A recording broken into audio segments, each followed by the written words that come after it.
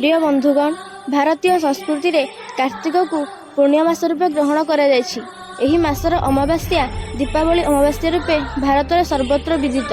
दीपावली भारतीय हिंदू मानकर प्रधान जातीय पर्व। दीपावली हेउछि आलोक और आनंदर पर्व।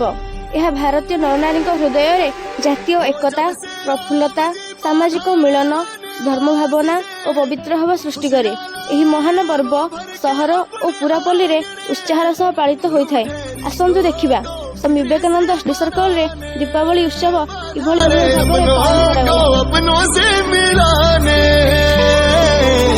सबके दिलों का सबसे प्यारा आया खुशियों वाला त्योहार।